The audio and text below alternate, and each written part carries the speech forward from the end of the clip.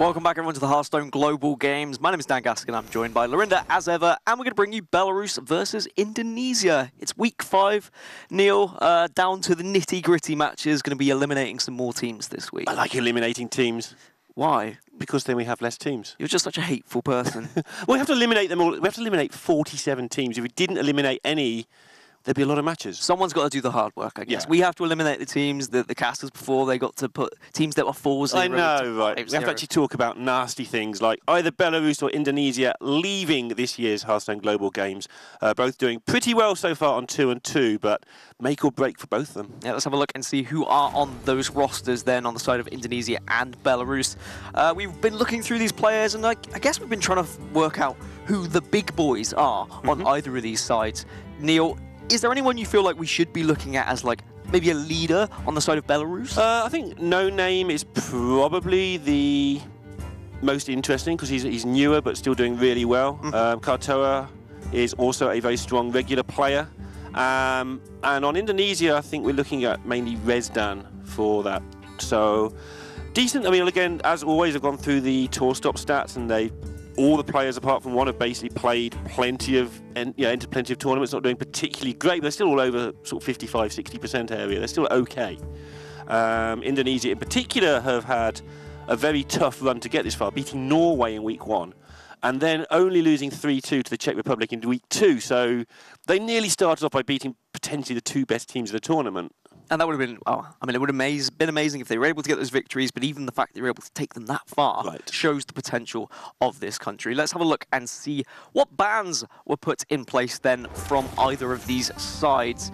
Of course, they have to bring all 9 classes, but then they get to ban and then pick them following, as you can see on your screen, as Indonesia lost their Paladin to begin with and Belarus lost their Druid. Yeah, Paladin's a really interesting first ban, actually, really laying out from the start that we don't want to face aggro, what you're going to do, trying to force it in a certain direction. Obviously, because of the nature of how this lineups work with the 9 decks, it's very hard to force an entire lineup, but definitely something they were scared of. So the whole draft then panned out. They get to pick their rogue because they banned the Paladin. And I think people are planning more for the first 5 than the last 4 decks in this. Yeah, it's how the follow of the Paladin was then a Shaman ban and a Warrior ban. You get rid of the 2 control decks after getting rid of the 1 aggro. But maybe they looked at their list and they were like, actually just Paladin will destroy it, whatever it comes up against, so let's try and ban our least favourable matchup. Let's take a look at how the matchups looked out after the pick phase then. Belarus are going to be kicking things off with a Shaman and Indonesia with a Druid. Mage and Rogue follows, and all of the pictures afterwards that you can already see on your screen. So our first matchup of the day, or well, of this series, second series of the day, is going to be Shaman versus Druid. It is the Shudderwock Shaman on the side of Belarus, and it is the Malygos Druid on the side of Indonesia. Initial thoughts just looking at all of those matchups, Neil? It's going to be a close one, I think, because the mage is a Murloc mage, which is quite interesting there on the side of Belarus, and Mekathun Priest. Did I say it right? You did say it right. Yeah, congratulations. You are learning. As we can see, some of these players have gathered together. I do always enjoy it in the Hearthstone Global Games when players are actually able to go around each other's houses, flats, apartments, wherever they are currently residing. We've even seen gaming houses, I think people have actually been going around, and like different stores, I think gaming stores, I think we've seen people playing in as well. Loads of different locations just to try and get that extra little edge, because I feel like playing with your teammates behind you is actually really important. Unless you're Kartasheshka and you've got like a mob boss looking over your shoulder, which looks slightly disconcerting. Yeah, slightly intimidating. If you make a wrong move, he's like, what did you do? You're just like, oh, I'm sorry. Maybe I'm misinterpreting how that looks, but I like to dream. A little bit scary. All right, Shudderwock Shaman versus Malygos Druid to start things off then. Typically, Shudderwock Shaman can beat decks that go very slowly. Malygos Druid sometimes does go slowly, but I think that the fact that Malygos Druid has several ways of winning a game, it can get aggressive. There is potential for this Malygos Druid here. Yeah, and Shudderwock against decks with no defense, obviously it just goes off and kills you in 2 turns. In theory, though, how often do we actually see that happen? But against Druid, they can choose to get out of range, make it take a few turns, and in those few turns, they're just killing you. So they do have all the options on their side, but again, Shudderwock is a thing that can go completely nuts. It can. I mean, it can find its early game, it can find all of its pieces, and then turn 9, turn 10, suddenly you're staring down a constant barrage of damage from the Shudderwock that's poofing out damage here, there, and everywhere. But Indonesia, they've got a decent start of their own. They've got Wild Growth, Malfurion also available, which is quite nice to have, but they might just be looking for that little bit extra bit of ramp. Yeah, I'm not sure how much you go for here. Do you keep the UI, for instance, when now you've got a Wild Growth? Probably not. I mean, if you're going to keep it in any game, I guess against a Shadowwalk Shaman that plays quite slow, you do have the opportunity to. It's usually not right to keep it, although Tom proved that that's a thing you can do. Yeah, exactly. You do want to find those combo pieces, but throwing away and mulliganing, you get an ultimate infestation anyway. This is the other thing. If you keep it and you draw another one, your hand suddenly turns to garbage really quickly. You have enough card draw to draw into it. If you have to do an emergency nourish, that sort of thing can happen. And there's Mr. Floop. That's good. And on the side of Belarus, they picked up the Keleseth, but I think this is one of the lesser influential Keleseths you can get. What, you just mean against Druid in general? I mean, just in Shadowwalk in general. Keleseth's still okay, because there's nothing really better to do on 2 unless you like the Pyro version, which is out of favour because there's a lot more slow decks now. But in terms of, if you get Keleseth in Zoo, for instance, you just don't lose very often. But in Shadowwalk, it's kind of... It can get you in an okay position, but it's nothing... The percentage it changes of your deck win is nowhere near as big as in some other decks.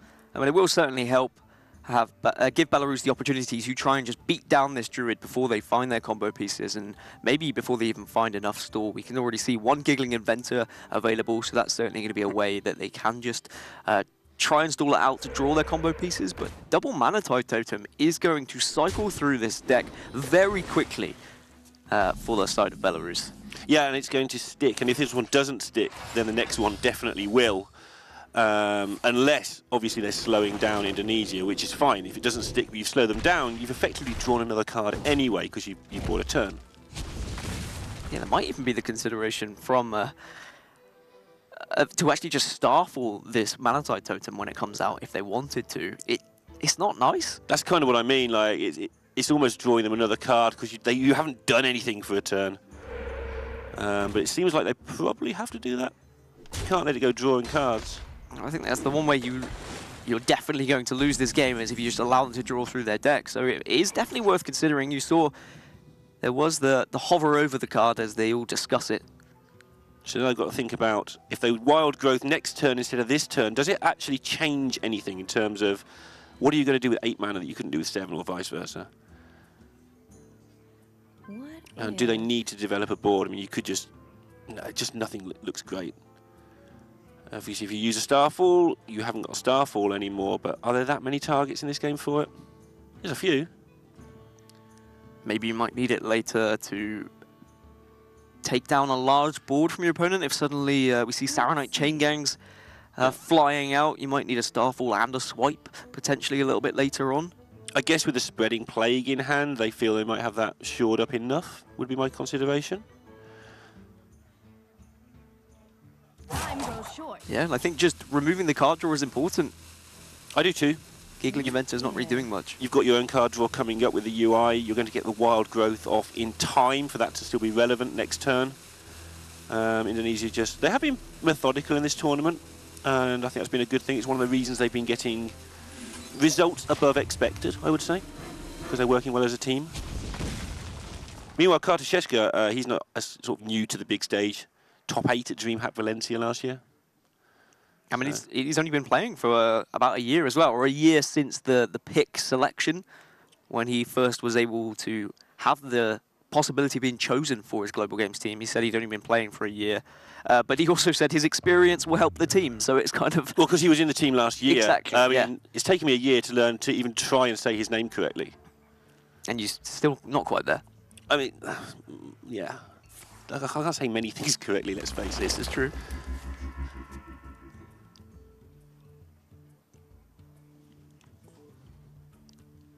And sometimes tournament experience, even though this is a somewhat unique format, it is important. Being able to know what to do and have the ability to try and lead a team who are talking, because you need to know who should talk and who shouldn't talk. Yeah, I would rather, sort of like I nearly did then, I would rather sort of support a player who's played maybe 1 or 2 big tournaments but only been playing for 18 months than a grinder who's just done ladder for 3 years but never had any big tournament experience. It does help a lot to be in front of viewers. I mean, when you first play on stream, you're worried, oh no, what do the viewers think? And then you play 2 or 3 times, or you've cast 2 or 3 times, and you just think, I don't care what the viewers think. Hi Twitch, how you doing? And on the other side for Indonesia, Doa, he didn't play last year, so this is his first year in the global games. But he says he will help Indonesia bring victory this year in the global games. He's doing a decent job of it so far. I've seen a lot of players say that. Victory's kind of... It's kind of an important asset in Hearthstone, I'd say. Yeah, it's definitely useful. I'm just sure, like you say, quite a few people say that. I didn't do it this year, but last year I did a review of all the blurbs, all the things people said to try and get in the team. And anybody who said, I will do my best for my country and help them win, I just ignored them. Because there's so many. It's a fine thing to say. It's good and it's encouraging, but the fact that everybody says it sort of lowers the tone a little bit. But I don't blame him. I mean, I help bring victory to the caster desk. Not so sure. Both these far sites have found decent pickups. Both parts of the puzzle, Saronite Chain Gang and Life Drinker, but not going too wide. Don't want to play into another spreading plague here, Belarus. Now it's Nourish into UI, but then you don't get to dump much of your hand. Another reason they're not playing a 4th minion is double mind control tech is available in this Malagos Druid deck. Let's see. And things start to get very messy when you start offering up minions for free.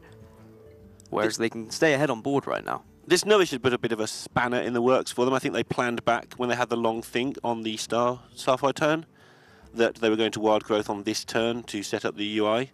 But now this Nourish is just sitting there being a cluttery nuisance. Now how about... But Wild Growth giggling looks okay to me. Seems natural. It sounds a little bit like you yesterday on the community show, a cluttery nuisance. I mean, I wasn't one that was sapped, was I? Well, you were a bit all over the place, weren't you? You were trying to work out all your maths. I was fine working out the maths. It's just conveying it in a manner that humans could understand was very difficult because I rushed it a bit. Do you remember all the maths? Were you paying attention? No. I mean, you know you were the one viewer that actually cared, Dan. The saying is, you had me at hello. Mine usually is, you lost me at hello, Neil. I lost you at 30% chance to kill both minions with missiles. Sure. But Indonesia now can just coin out this ultimate infestation next turn. They're not going to overdraw because they have been able to play cards here, there, and everywhere. But look at all this for Belarus. Yeah, they're Saronite getting going with all their Battlecry minions they're going to need to complete.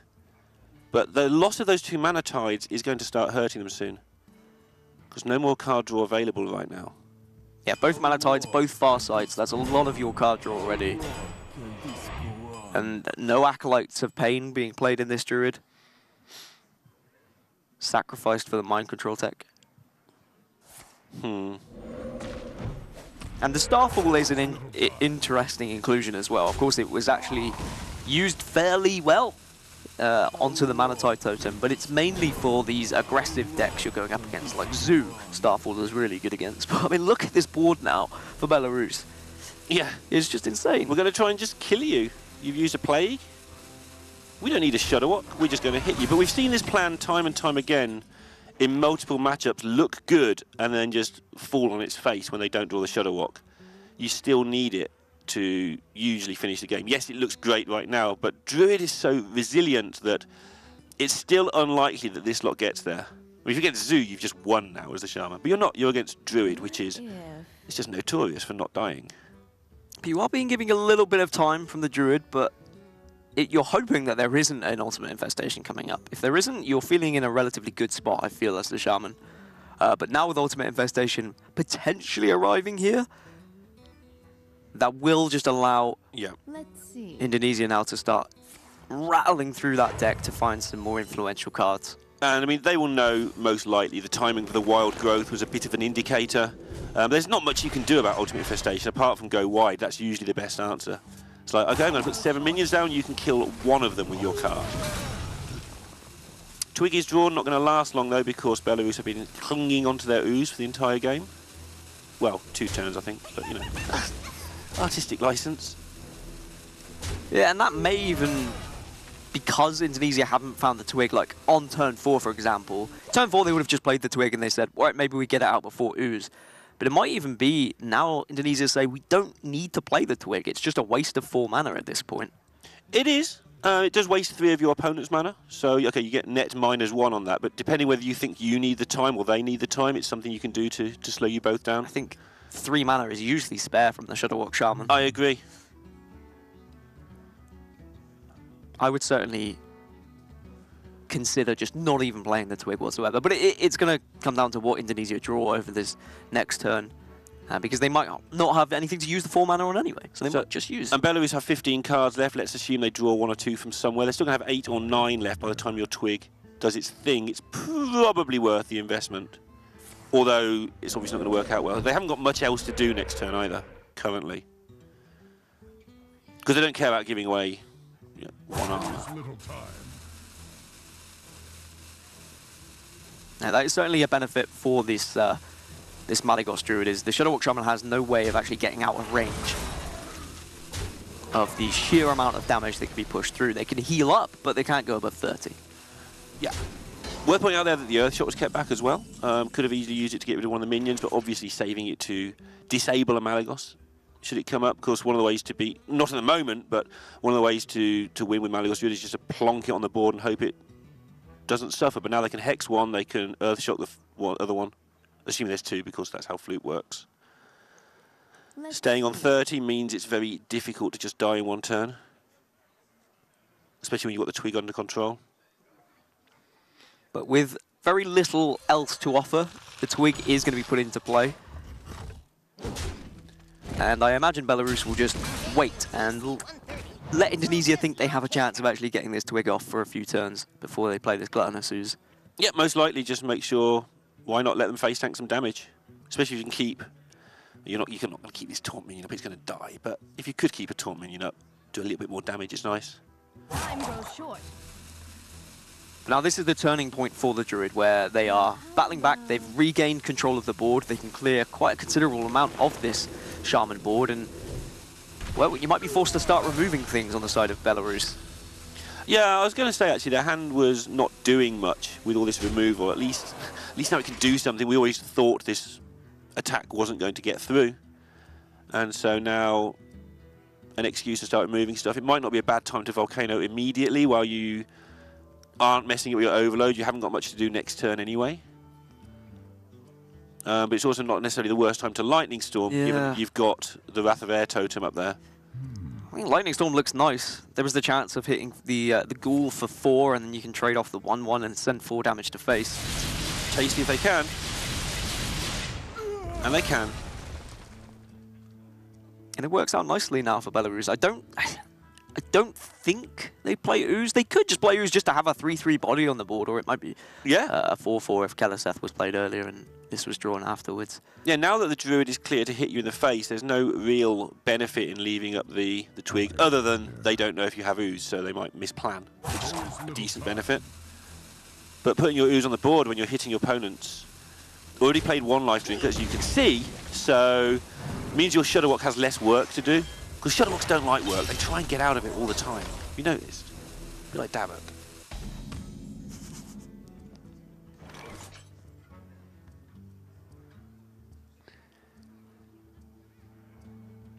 Swipe looks pretty natural right now. And actually killing off the Ooze there is going to force something from Indonesia. It protected their Life Drinker. So using Ooze to kill for Twig.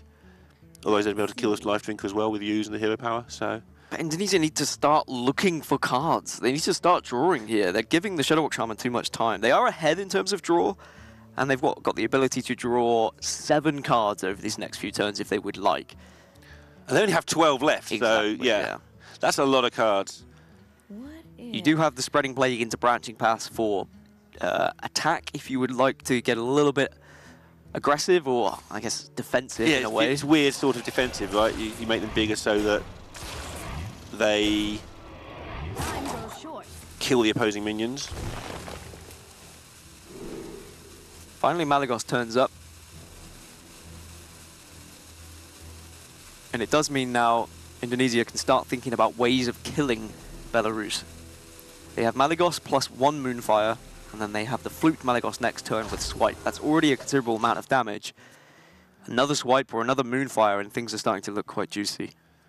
Yes, and Kartasheshka's hand has just deteriorated. It started off pretty good, especially when they got those double chain gang pretty early, but since then it's just been a whole bunch of removal turn after turn, which is of course what the deck does because it needs time, which is why this doesn't work too well, because you're buying time against a deck that is trying to buy time better than you are. Still no Grumble either, but they do have enough stuff to maybe even just try and go wide. They've seen both Spreading Plagues now, so they could just do the old Shudderwalkaroo into make more Shudderwalks to play 2 chain gangs. Is Shudderwalkaroo like a mix of Shudderwalk and Mecharoo? It is, yeah. Okay. That doesn't sound like a nice hybrid I want to get. No, it's because you get involved Death with. Battles and Battle Cries. Ugh. It's really grim, yeah. Coming to a set near you. A mechanical Shudderwalk. So you could play Sandbinder, but you're not guaranteed your Grumble. You could just hit the Glacial Shard here, so I think removing a board is probably quite important. You are starting to worry now about the potential damage coming out from the Malygos Druid. Yeah. And again, getting that Overload used while you can. Sandbinder's pretty good for thinning the deck, even if you miss the Grumble, of course. And Indonesia are just setting it up now. There's another Swipe. Malfurion's quite important, just being able to find that 3 extra damage per turn. Because Indonesia do need to be careful with the damage that they put out, because if they do just chuck Malygos on the board and then double Moonfire, of course the Shaman can heal up. So you would imagine Malygos will probably be thrown out on its own without any Moonfires, and then you'll wait for Floop, double Moonfire and Swipe as hopefully enough to push through. Yeah, it's all about, because they know the Malygos won't live, and we can see it most certainly won't. Multiple ways of dealing with that in hand already. No, I wouldn't play that. Yeah, please no. It's great in some matchups, though. I mean, that's why Floop is such a good card, because of its versatility, for its ability to do those kind of things. We've seen Flooped Giggling Inventors, for example, be very important in some Flooped matchups. MC Techs, Yeah. we've seen as well in this tournament. And it's just Druid, right? You can always do one thing or the other. Loads of choices available. And that's why it's such a great class. On top of the fact that you can cheat mana and cards. The fact you can choose which to cheat on some of them makes it even harder. The cards are all just insane in the membrane. Maybe now it's time for Sandbinder. Try and look for Grumble or Glacial Shard. You've got a Life Drinker alongside it. But still no sign of the Wok. Could play Hex to try and bait out an early Malygos. I mean, it's blooming obvious that you've got the other one. Yeah, they're going to go through the route of thinning out this stuff, trying to draw the Wok, as you call it. Have you used a Wok? Yes. An actual one, like to cook with? Yes. Okay. I mean, you say that like that's a weird thing, but I mean, it's just normal. I know you don't cook at home, Neil. Well, something like that. I will remind you all, I did have an argument with Neil where I was saying I actually went and got groceries, and Neil was like, that's really weird. Why would anyone ever do that? Well, Neil, normal people shop. I don't understand. You mean not everyone just goes to a restaurant every night? Not everyone lives on biscuits. This is where it starts to get a little bit scary now, because Indonesia, they've got a lot of damage available, and we don't see Shudderwalk available for Belarus yet. Yeah, but Indonesia don't know that, and there's a lot of cards that haven't been used. They'll be well aware that some of those will be healing or hexes, but the Shudderwalk must be getting near. They've seen the setup with the Sandbinder. From where they're sat, next turn or the turn after could be it. So they do need to get a move on, but with only 6 cards in their deck, they are ready to get a move on anyway. I think we're going to see a lot of how Indonesia are currently feeling, depending on if they armor up or if they go for attack here. And it looks like they've gone for attack. Okay. Bosh. They are trying to set up just to try and win over the next few turns. This is, of course, usually right. As the Malygos Druid, you do need to try and use Malfurion's hero power as an offensive tool rather than a defensive one. You don't have the backup of Togwoggle. This is not the Togwoggle hybrid. It is just Malygos. And after losing the Twig, it means that it is literally your only win condition now is Malygos into letting Malygos probably die, and then Floop plus spells. Yeah, force them to heal up and then hit them with the Alex Straz, that's one of your bottom 6 cards, but you can rely on it coming pretty soon and then do it all again. And like you say, you've got Floops and Maligai, all that stuff going on as well. And again, Belarus are just as scared. They know the end is coming for them very soon too. I presume this will be the setup with the Grumble so they can draw another elemental out of their deck as well. Probably freeze something down. And of course get another life drinker going, which is essential when you're in a hurry. It's not essential to the combo against some slower decks, but when you're in a hurry, as many life drinkers as possible, please. Yeah, I mean, that'll be, what, the 3rd life drinker now played for Belarus? I think it might be the 2nd, but I've been known to miss them. Either way, it's going to be the advantage of having 2 rather than 1 just makes the combo so much quicker, as you said. And speed is obvious. You do need to try and kill off this Malygos Druid. You don't want to give them too many turns at trying to find their combo pieces. How do you feel about this healing totem? Given that you're going to go for your combo in a moment. I guess maybe you're trying to make their mind control tech work? Yes, that's the point, I think. I agree. Yeah, I think actually if you're probably all in on killing them soon because you've given up on your Shudderwock, that's a bigger consideration. Plus they played it last, which means that's the card that will explode. Tangled web.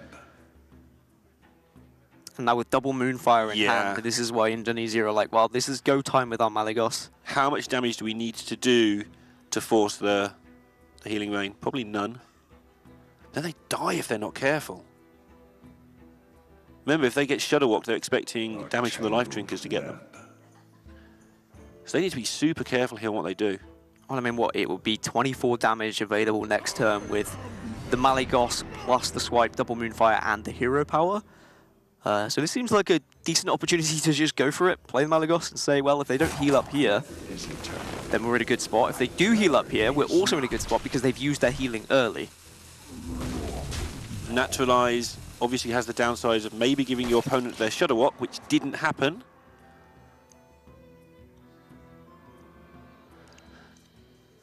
I mean, Shudderwock Earthshock there would have been pretty brutal. Because they'd have healed right the way back up. And put Indonesia in a tough spot, but they didn't draw it. I was saying earlier, you struggle to go above 30 life total. I guess Hagatha is your one way, aside from Gluttonous Ooze, of just gaining that extra little bit of armor. So they know the flip's coming next turn, or very, very soon at least. Yeah, they will know that 24 damage is available. Yeah. Or they will have an assumption that 24 damage is available. So this healing rain is necessary, or they need to try and put some form of taunt in the way, but that's risky as well.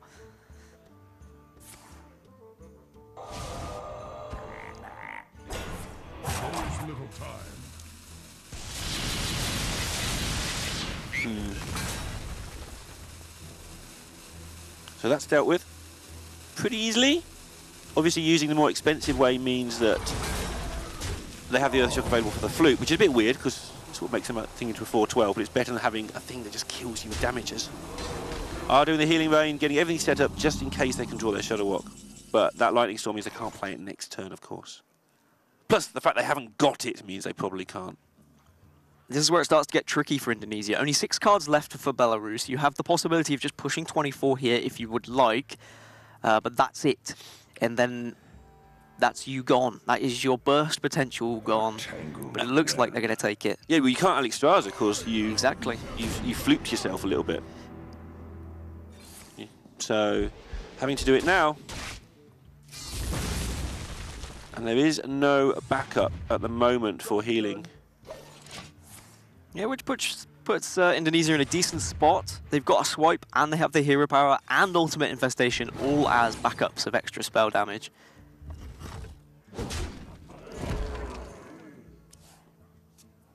But there is Shudderwock, but it's just not at the right time because you're overload. Yep, same with like Hagatha Earthshock plays.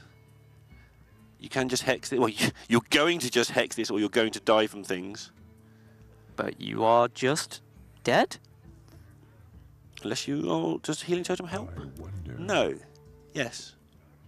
Healing Totem, Taunt Totem. Taunt Totem. I know what I mean. It's the green one. The one that isn't actually a snake, but looks like it. But Taunt Totem is not rolled. which means swipe plus hero power is just going to be enough to get Indonesia over the line here. And it looks like they know as well. They are going to be able to find the victory as they all cheer in the background, because that was a hard-fought game for those Indonesian boys there. Even though the Shadowwalk Shaman was able to draw down to its last 5 cards, just not able to get over the line. A very patient game played by Indonesia there. Yeah, and I'm wondering if the overload on the Hex minion the turn before was that required. There were definitely different ways of dealing with Floop and keeping your board intact, but at some point you do have to say it's now or never. Maybe that's how they consider the best. But Indonesia, one game closer to remaining in Hearthstone Global Games. Yeah, they were just waiting for that second Moonfire, just so that then they could finally pull that damage off. And I like that they recognised how much burst damage they had. They saw their opponent was at 23. They were like, okay, we can deal 24 next turn. Force that healing rain out, which they'd been trying desperately to do for the entire game. And they finally managed it, but no second healing rain, unfortunately, was available for Belarus. Let's have a look at the matchup once again and see which game is going to be coming up next then. It's going to be Mage versus Rogue. It's the Murloc Mage on the side of Belarus, and it's going to be the Odd Rogue for Indonesia. So one of the more interesting matchups that we've seen so far in the global games, because Murloc Mage, I don't believe, has made an appearance in this meta, or certainly not on stream anyway. Definitely not recently. Murloc Mage is a fun deck. I'll go as far as that for sure. It's absolutely hilarious to play. Sometimes it's a very variable deck, as is most Mage stuff, because the synergy is not quite what it was in other Murloc decks. It's like you have some Murlocs, you have some Mana Worms, you have some spells, but you don't have many spells because you've got Murlocs and you're trying to draw cards. Rather than, yeah, it's messy, but it can just occupy the board and hit you. And when it does that, very hard to stop. And I'm wondering why Murloc Mage over normal aggro Mage or Spell Mage. Like, what makes Murloc Mage worth bringing? Is it just for that unknown factor, or does it have better matchups, do you feel? I don't think it's necessarily crazy. I think its bad matchups are better. They're still bad matchups, but I think they're slightly better. Just for that extra bit of board presence. Yeah, like its Warrior, for instance. Yeah. It can't just rely on tanking up, although it's still going to beat you. You've got a few extra options. If you do just get the nut start, you can just about beat anything if they can't remove your early Murlocs. But the downside is your bad hands are just grim. So while we're waiting for these players to get ready, do you know what time it is, Neil? Fact time. It is fact time. Would you like a Belarus fact or an Indonesia fact? I think Indonesia deserve the fact as they won. Did you know, Neil? Sorry, this is where I'm supposed to go. I don't know. Thanks. Indonesia has the largest gold mine in the world. Is it their Hearthstone team? No, but maybe it could be soon. Yeah. Maybe it could be soon. How large is the gold mine? There's things I write these facts, and I write little quippets on every fact because I'm like, right, Neil's probably going to be annoying and ask me about that. You're really good normally at doing this. Well, I just don't know how large the gold mine is. I'm sorry. Okay, so what other facts have you got about this gold mine? What's it called? The Indonesian large gold mine. How many people does it employ?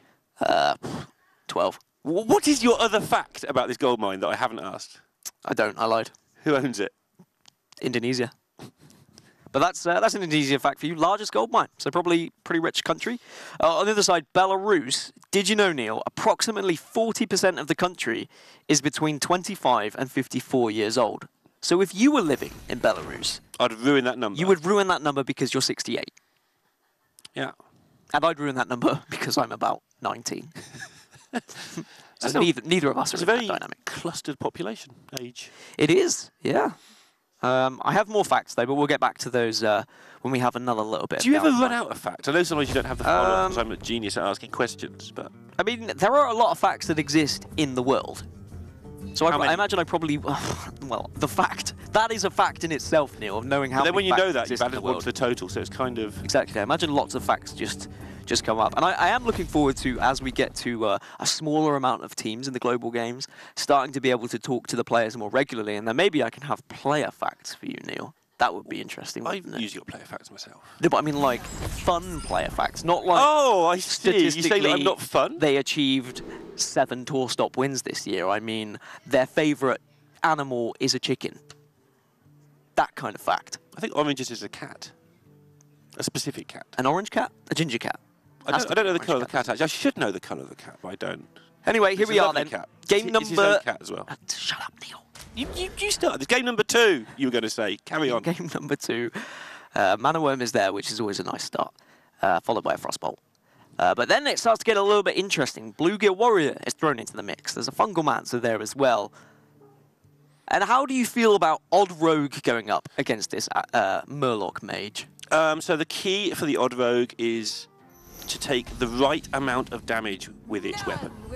That sounds like a weird thing, right? It's like, what's the right amount? Well, the right amount is the amount where you win the game when you're on 1 health.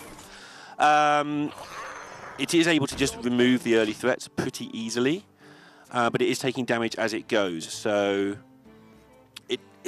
well, I was going to say it should usually be the favourite, but double Mana Worm start does make a big difference. Yeah, this obviously.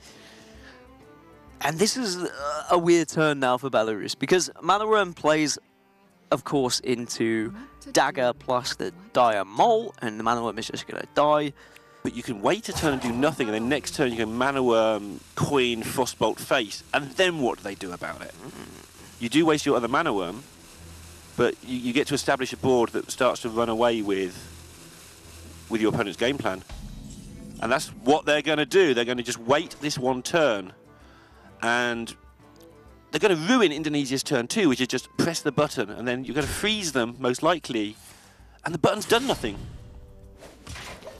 And you're not just interfering with it, but you're doing 3 damage at the same time with the Frostbolt and buffing your Mana Worm. And this is going to work out really nicely for them to start getting the board. It's very hard for them to keep it, but if they can keep it, they will just win the game. And this is the thing. Naturally, you're looking at, Frostbolt deals 3 damage. Dire Mole, it has 3 health, but you're completely right. The 2 attack from Face is going to be so significant here. And the follow-up turn of Mana Worm into Coin Primordial Glyph is pretty nice next turn as well.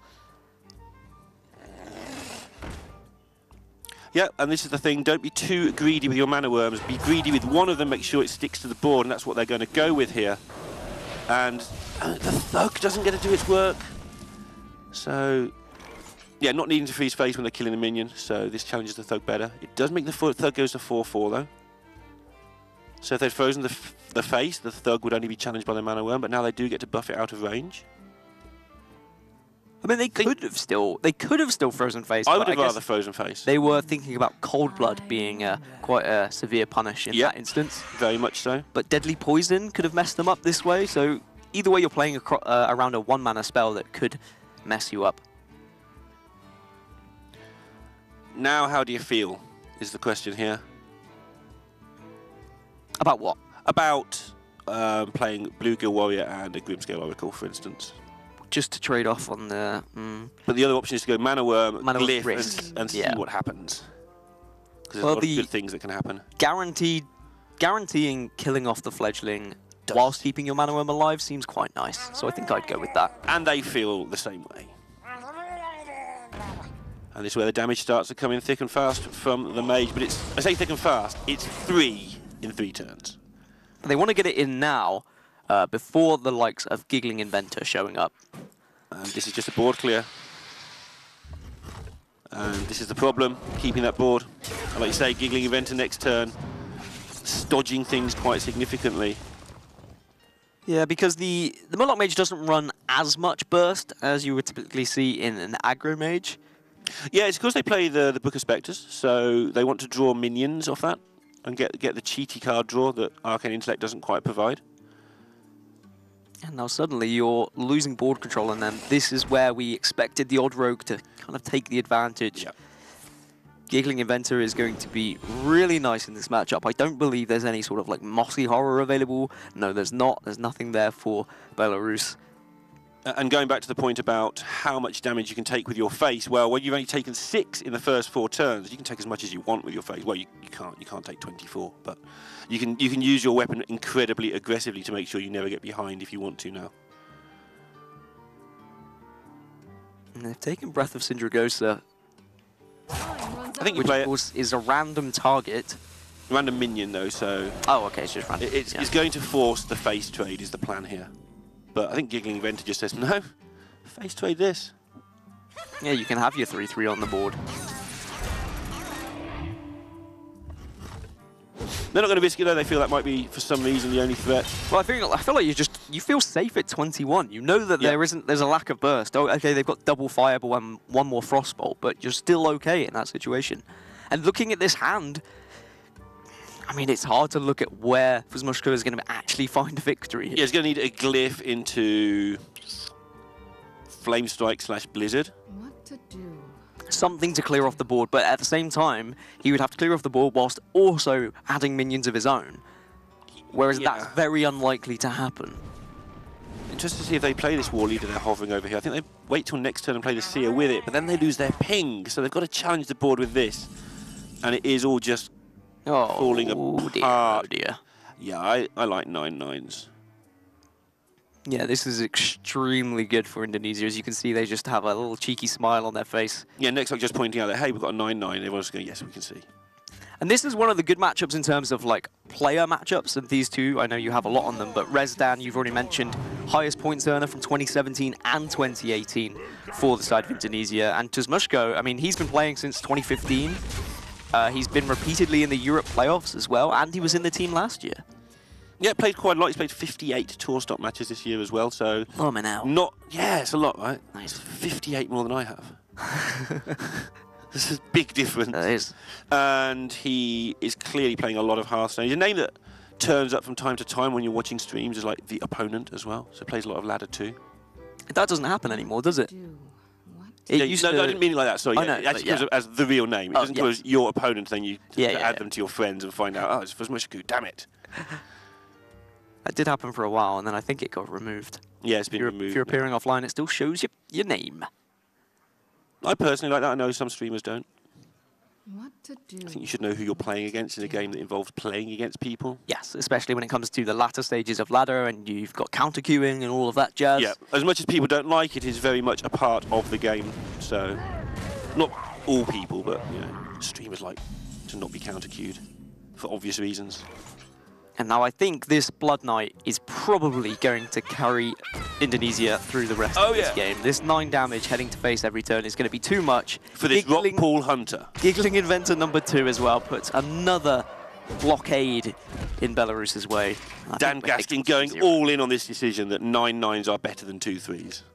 I think so. Just a little bit. It took me a good 10 seconds of consideration, but yeah. Are you still sure? It's a 2/5 now. I mean, I just think Murloc Mage is just bad. I'm not going to lie, Neil. I know you played it quite a lot in the previous In the previous meta, it was definitely underrated. In this meta, it does seem to be a bit wobbly. But there's definitely decks it can do well against. Imagine you have sort of this board of piddly Murlocs against maybe Warrior. You know, you might get them to brawl a stupid board. I'm not saying it's favoured. I'm saying it's just a little bit better. And Cold Blood is going to finish the game off, and Murloc Mage just not finding its ideal matchup. Unfortunately, Odd Rogue can just take control of that board. I mean, without the Deadly Poison draw, maybe there was a chance for Belarus, but Deadly Poison allowed board control to be heavily in the favour. As Neil shakes his head and says, nope, there was no chance for the Murloc Mage. I was just trying to give it a little bit of oomph, Neil. I hate that bit where Dan just invents what I'm doing. What, you saying you didn't shake your head? You did shake your head. No evidence. There probably is evidence. There probably is, and yeah, no, my luck, they'll probably put it. I mean, production do record literally everything in the studio, as we have worked out. Yeah, when they just... We didn't have anything to do with the bloopers show when we showed that the other week. It just appeared. There is nowhere you can hide, even if you're in the toilet. You never know. Anyway, speaking of the toilet, I think I might go for one. I'm going to go for a quick break, but when we come back, we are going to finish off this series. It's 2-0 at the moment. Who's going to take it? Is it going to be Belarus? Is it going to be Indonesia? Let's find out after this. Welcome back, everyone, to Belarus versus Indonesia. It's currently a 2-0 lead for Indonesia, and they are trying to make this a 3-0 sweep. But it's going to be a difficult one in game number 3. It's going to be the even lock on the side of Indonesia, and it's going to be the Quest Rogue on the side of Belarus. Neil, I was chatting with you. I was saying, is there a chance of a 3-0? Do we think it's likely? It's not 100% likely. It's not even favoured, but the Warlock can definitely get it done with being even lock. Just ploop a giant onto the board. Oh. And... Flue Pit, Glue Pit. 8, yeah. Flue Pit, all different ways. Yeah, Giants, of course, can make a very big impact, but then Glacial Shard can suddenly freeze those Giants, and it can all get very, very tricky going up against the Quest Rogue. But ultimately, Quest Rogue is known as the control killer. Is even like a control deck? I guess it's kind of a hybrid. It's a weird thing to describe, because it starts off as this kind of kill you quick deck. Yes. Slowly turns into this defensive mess of 2/3s. And it's just a strange deck. But I think, yeah, going with it, in terms of if I had to pick one, it's more of a control deck than an aggro deck. It just has this weird turbo win condition at the start that sometimes works for you. Play massive minions right at the start and hope that they hit your opponent in the face. That works out quite nicely. But the side of Belarus, of course, they're going to be looking at trying to bounce their minions back to complete their quest.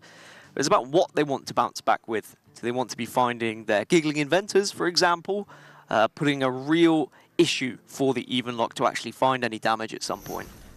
Choosing to keep the minstrel, so not trying to win it in a hurry. And I think that's one of the things with modern quest rogue is you do have more time than you used to have. Yep. Partly because the meta is slower, but also you can stodge it up much more easily with those giggling inventors. You don't want to waste them, but you can. You have the option. And with Glacial Shard available, that's going to be the perfect answer to this mountain giant that's inevitably going to come down from Indonesia. But Belarus do need to be careful with how they approach this game. If they were to go all out on the Giggling Inventor plan, there is a Mossy Horror available, I believe, in the Indonesian Warlock deck. And that can make things a little tricky. Sometimes you just put a Giggling down or a couple of Gigglings down and you think you're safe, and next turn you can complete the quest and your board is huge. Mossy Horror can put a quick end to that before the quest is played. I think here this is already a key decision. You want to play the Swampoos, but more importantly, you want to play the Giant as quickly as possible. And so, because you play your minions for their stats, not for their abilities in this, obviously, as you're trying to kill them as quickly as possible. But getting a Giant is the quickest way to build a terrifying-looking board. I'll tell you what is going to be important is that Spellbreaker just being drawn. A Mountain Giant that's frozen can be unfrozen by a Spellbreaker, and I don't think you have many other targets for your Spellbreaker in this matchup. Yeah, I mean, you can always find one, but like you say, that's going to be a key component. They're going to be able to get almost a guaranteed 8 damage through. And with Rogue having no healing, every point of damage you can sneak through is so important. And you have that little bit of burst with double Hellfire. If the game goes too long, maybe you have a Gul'dan, although your opponent's probably healed up by then. And so getting that 8 damage is absolutely essential, not just because it lowers them for now, but it keeps them that low all game.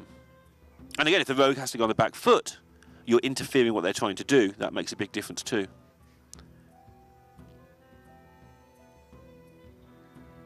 It does mean these next couple of turns, Indonesia probably aren't going to be tapping, because they're just going to be playing minions instead. So they're not going to be getting any closer to that hooked Reaver. But they could just win this game with Mountain Giant. Yeah, and the collateral damage, the subsidiary damage from the Swampoos, these 3s, if you're doing 8 with something else, suddenly all the rest of it is just a huge percentage of what you have left. And Belarus certainly, don't want to fall into the trap of using their Glacial Shard here, so finding a way to draw those cards. They plan this on turn 1, and that is a Sonya. Sonya is really important in any matchup, to be honest, but this one in particular is going to really help out. Bit of counting needing to be done here. Is there a way that the Giant can take 5 if you make the trade? If you don't make the trade here? If there's not, whack them in the face. If you're scared of your Giant dying, then you trade. And whacking Rogue in the face is what people like to do best. Yeah, trying to force the Minstrel to make the trade instead, because every point of damage is really going to count here for Indonesia. It does mean, in theory, Belarus could get another Minstrel if they wanted to, using Sonya and then a Glacial Shard on the 8/8. And then Sonya's just left on the board, and it begs an answer for Indonesia. It's risky, though. You don't want to... I think with a boar in hand to complete your quest with Sonya, you probably don't want to do that, but I can see why you'd have a go. It's just looking at what else is available. So, trading, freezing the Giant, and then playing a Giggling Inventor next turn. If you feel that hurried, or if you don't feel hurried, just chill out next turn. You don't want to play any of your cards in this deck until later. That's kind of the weird thing about the deck. That's what makes the deck so hard to play.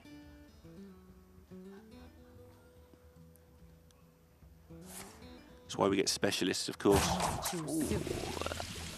That's probably not what you want to see, a double vanish. It's not a bad way of dealing with Giant, though. If Indonesia make a mistake with their hand size at any point, your Giant's gone. But here's the play you were talking about a couple of turns ago. Looks pretty straightforward, especially if they've got another one. So, if Belarus freeze it again next turn, just Spellbreaker it again. Of course, lifesteal is definitely a possibility from the Quest Rogue. The vicious scale hide can just... It can be really annoying. I mean, if you the can deck combine is that so with, lovely. with Sonya. I'm one of these people that isn't a fan of playing against Quest Rogue or playing with it or anything, but it's a lovely deck. It's so well constructed. And this Argent Commander that's appeared in this even lock as well, I mean, that extra 4 burst damage might be important come the end of this game. It might well be. I was saying earlier about how each piece of damage is so crucial. That's 4 more, plus your Hellfires, that's 10, plus a bit of Gul'daniness. And now this is the scary thing. Naturally, you're like, all right, Giggling Inventor looks great here. But you know there's potentially a Mossy Horror on the other end. And if that happens, I mean, you're potentially just dead over 2 turns. So you need to be really careful here. But what else can you do? Potentially play Sonya, run in your Glacial Shard, and then play another Glacial Shard?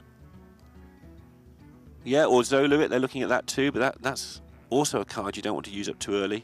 Just looking through, the only other direct damage appears to be sort of anything the Lich King can find for you. Oh yeah, they're going to go for the Sonya play. Does of course kill this off. And they're going to take 8 more.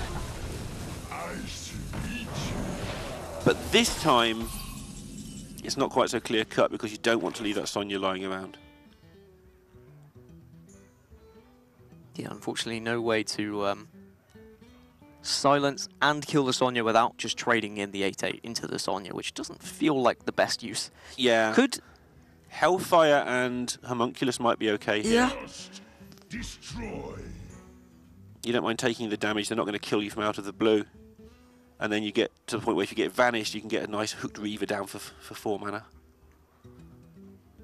I mean, Hellfire, the fact it kills off the other Glacial as well.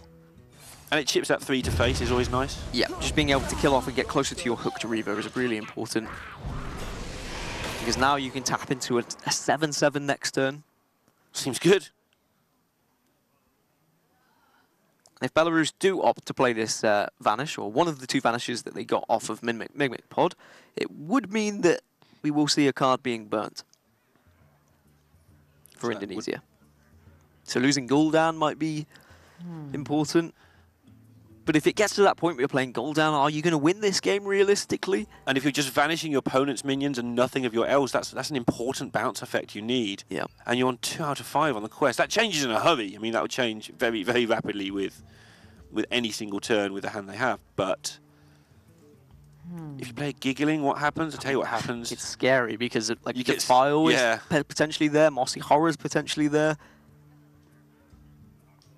Just looking at the hand, see if there's anything there that actually does it. Not quite. I mean, you can clear, but you can't get through. But And you lose your Giggling. I mean, Dread Infernal just kill the things. That's a Giggling event. That's another thing you want to use with Valera later in the game. Gone. You do have another one in the deck. Okay. now Indonesia will pray. One of the 3 cards they could draw, and it's not there. They can still tap and look for it.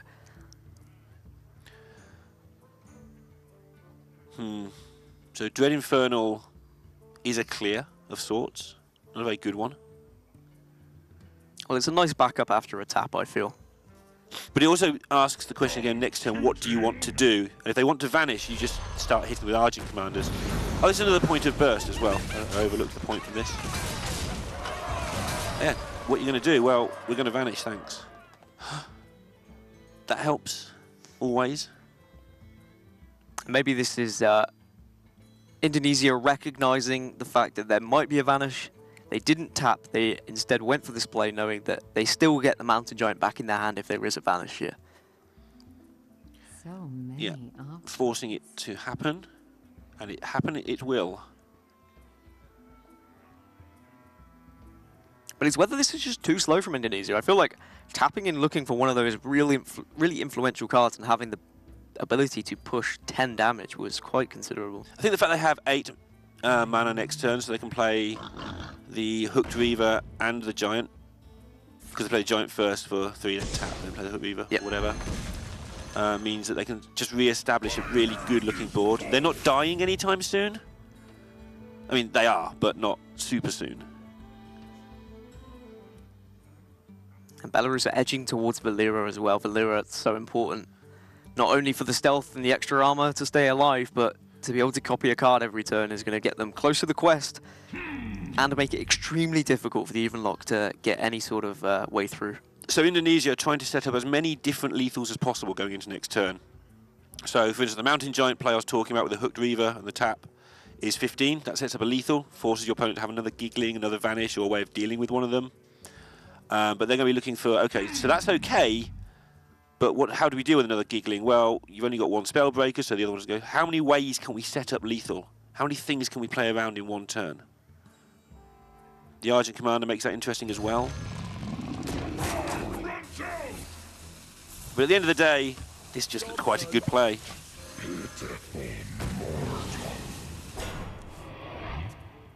So they will lose their Hooked Reaver if they are going to see another Vanish now.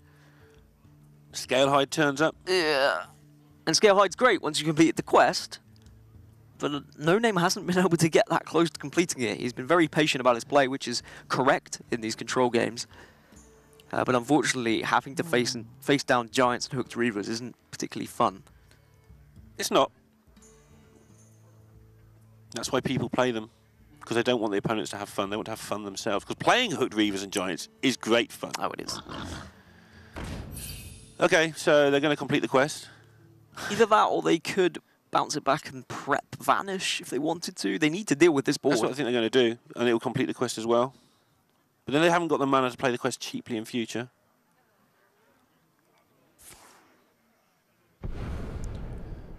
And it deals with the board nicely because next turn you've got Valera available. Or you've got the quest available, depending how you want to go. You've got the Scalehide online. And yeah, this is probably curtains now for the even lock. It's getting there. It always looks like you can kill the rogue somehow. And then you don't. Well, Valera can be played next turn if they are scared of dying. Yeah, it's just about... I mean, they have got the Zola, obviously, so they've got a lot they can do after Valera. You just start making a board every single turn. I mean, but I guess with Hellfire, with Defile, maybe you can get a Mountain Giant that sticks. It's not... Yeah, it's not trivial yet. It's getting there, but like you say, no giggling. And the fact they've already used Sonya as well means that there's no Sonya into Scalehide shenanigans. Yeah, they're going to have to be creative. Well, not creative. They're going to have to be... Zola's not creative particularly, but they're going to have to be fairly creative with their plays going forward. They haven't got the very easy wins available to them. Yeah, Nexo just protecting his health now a little bit as he recognises this quest is going to be complete sooner rather than later. Yeah, sets up lethal again as well with the 4 in hand, because there may not be a Valera, in which case they can just win next turn. So they've been very careful to set up those lethals every single turn. And you don't need to heal the Mountain Giant because there's no Sonya, they can't kill it. Yep. So you might as well heal your face. You can always go back down to 15 if you want. They've seen a lot of the dangerous cards here. I'm not sure Valera really solves any of their problems. Yeah, Valera, I mean, it takes them up to 20, and they can, obviously there is no face damage available for Indonesia, but it's how big they can make their board to try and intimidate Belarus. There is still another Vanish available. That is the scary factor. Both Vanishes were off... the Vanishes earlier were off Mimic Pod, so we still know there's one left in the deck. So how they'll be looking at this is how do we win if we play Valera, our opponent makes an even bigger board. All sorts of nasties can happen, and will. I guess you've got the ability to play quite a few Scalehides. Mm-hmm. But the reason it wasn't trivial, they need to add all that up, obviously. And this is the moment everybody hates when they're playing against Quest Rogue. Of course, Nexo piloting this one. He was last year's anchor, I believe, of Indonesia. Yeah, a couple of their teams are the same. 3 of the Belarusian team are the same as well. A lot of the teams had total revamps this year. I think only 3 teams kept all 4 players. Wow. Again, because of the difference in the voting, which has made this... Personally, I feel a lot more competitive this year. It was pretty competitive towards the end last year, but I felt the group stages, 1 or 2 teams didn't have as much chance as maybe their country deserved. But this time around, the way the voting worked, you had to get in the top 9 points or top 8 points in your country to be nominated. So it's led to higher standards of play all around. How do you build this board to a point where you are still accepting of a vanish being entirely a possibility. I imagine Argent Commander. If you tap, you go below 16, that might be a consideration. 16 being a number that can just hit you out of the blue. So that's another consideration. Because I'd love to tap here and get some more stuff, but I think they're defending against just dying next turn from where they're sat. From where we're sat, wasn't even much of a consideration, although we can see 12. Oh, and defending from potentially burst damage onto your minions as well, like Scale Hide being able to take down your Mountain Giant. You need your Mountain Giant to survive. And here's where the fun begins. Quest complete, Valyria online, prep in hand, Yep. Zola in hand. The joy. And Vicious Scale Hide as well, I think is what is pretty important. Just being able to heal up, because you are worried about the amount of damage that is available for Indonesia. Argent Commander and Hellfire is 7 damage at some point. Death's shadow grows. Yeah, so prep into caverns seems rather good. But the rest of it is not so trivial. Yeah, the 2 mana of the Scale Hide is actually what's pretty annoying. But you can play 2 of them now with the copy if you wanted to, but it looks like they're going to go down more defensive route. No, I think this makes more sense, yeah. Let's start healing up, boys. So they're up to 28. That was quick. They went on 28 a minute ago. But they're kind of out of stuff. Yeah, a Defile here would be nice. Yeah, Hellfire just isn't the card at this point that you wanted. And you're threatening lethal back the other way as No Name as well. So plenty of considerations here. You just want to Spellbreak the 4/4 and go in, but unfortunately that's not going to work. I mean, you could do that and combine it with a Spellstone. I think you want to maybe Spellstone the Scale Hide, get rid of it forever. Because you're scared, I mean, no, your Sonya's gone, but you're scared of Zola. And you're scared of another Scale Hide as well. There is still another one in the deck. Because if you can eliminate the Scale Hides and the Giggling, if you say it quickly, it sounds really easy. Eliminate Scale Hides, Giggling, gone. Done. I mean, there was nothing about that sentence that you made sound easy, Neil. Oh. I'm doing it wrong then. But get yourself out of range of death and get as much damage in as you can. Your magic shall not save. Kill off the charge minion, I would imagine. You could... Yeah, so you're going for the pure board control approach now. Yeah, taking down the Novice so that if there's another bounce effect, because that's what this deck does, it's fewer cards. Oh, there it is. Ah, dear. And 2-1 then. Okay. Dan's actually writing 2-1 in the book. Why have you written 2-1 in the book, Dan? It's only a giggling inventor. Well, that's potentially 2 giggling inventors, Neil. It's only 24 attack. Yeah, with some Divine Shields. Oh yeah, forgot about the Divine Shield. Sorry, yeah, that's true. I know. But even now, even if like a Defile was picked up, Defile into Hellfire, yes, okay, it gets through it, but you just don't have a board to follow up. I mean, don't know though. If you get through the second giggling, you've got rid of the Vanishers, you've got rid of a Scale Hide. Maybe things do get messy if they pick up Defile here. There's still one more Vanish left. Still one more Scale Hide left. But I think maybe they've got to that's go for it though. It's tap, Defile, Hellfire. Yeah. And then pray. try and get some. You've got Hooked Reaver. Maybe it gets through. You've got an Argent Commander. That's 4 damage. That only leaves him on 24. But you have the Infinite Zola combo available for No Name. Yeah, but that's just details. We're trying, aren't we? We're trying to find this 3-0 for Indonesia, and I'm sure they are as well. Yeah, they're probably trying even harder than us. Because there's 4 of them and there's only 2 of us. But unfortunately, I don't really see it now. There's just too much damage on this board. This Spellstone can do a little bit of work. Maybe you could just plop a Doomsayer down, but that's not really going to help You might as well plop things. Yeah. The end is indeed coming. The Doomsayer is definitely correct on this one. Zola. No way of removing the Doomsayer apart from hitting it twice. Oh no. How hard's that? Well, 16 damage. It means you're not quite there. Vanish still doesn't get you there. But you can kill off this Doomsayer. You Zola back a Giggling. Well, you Zola back a Zola, sorry. And then you've got a Giggling and a Zola for later. And it's at this point that I would say the majority of people on ladder would probably be conceding.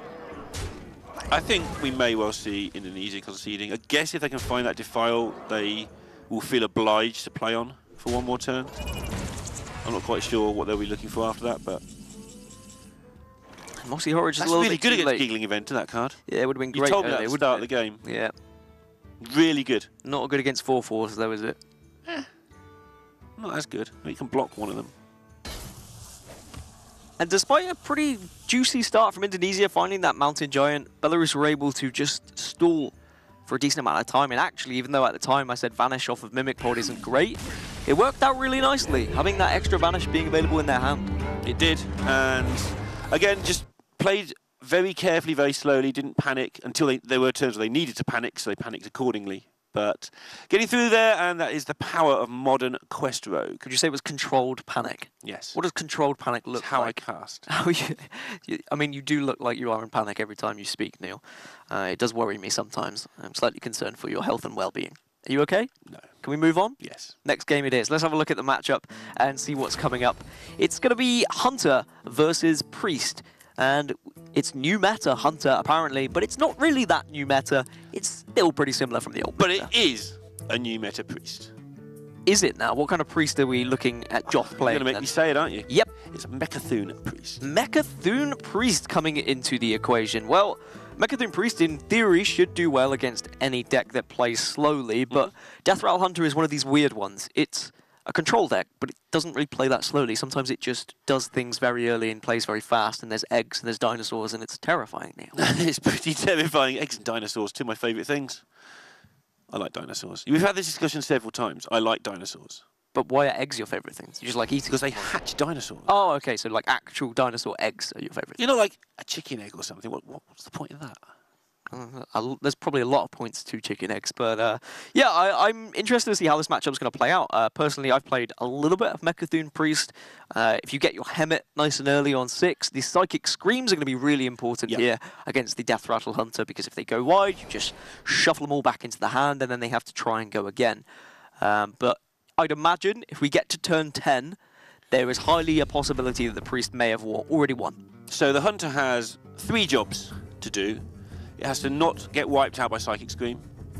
It has to try and either kill the opponent by turn 10 or slow them down by turn 10. And that all was like 2 and 3 of the jobs. Or they hope that Hemet isn't drawn, and Hemet is one of the last cards, because then it becomes considerably easier against the Mechathune Priest. That is entirely its downfall, but it is an if. The upside of drawing Hemet is incredible, so it's worth putting it in the deck. I mean, that's why the deck exists, because Hemet can just destroy everything but the combo pieces and Psychic Scream. And it's hard to playtest against a deck like this, because even though you know it's in your opponent's lineup, you don't know which of your 9 decks it's going to match up against. So general rules and good play are going to be important here. Good communication from maybe someone in the team who's actually played that matchup. And you may have seen one of the players just dashed out to probably use the toilet there, so it means I can probably recite some more facts for you if you want them, Neil. Do you want them? I'd love them. I mean, you could say no if you want. I say no and you still give me them, so I'm going to say yes, This because is it'll make true. you happier. Which fact have you got? You got them for both teams? Yeah, I've got another fact for both teams. So, It's Belarus' turn to go first. is it? Oh, Yeah. okay. Well, You don't get to do... Yeah, you can wait. Did you know Belarus can make pancakes with over messed that up. Belarus can make over 300 things with potatoes, including pancakes. What, this team? Yes, actually. That's amazing. Just Can these you 4 name players. all 300 things? So they can make pancakes, they can make roast potatoes, they can make mashed potatoes, they can make cereal potatoes. Potato salad? Potato salad. Show me potato salad. How about chips? They can probably make chips. Fries? But they seem to be a country that likes to put potato in everything.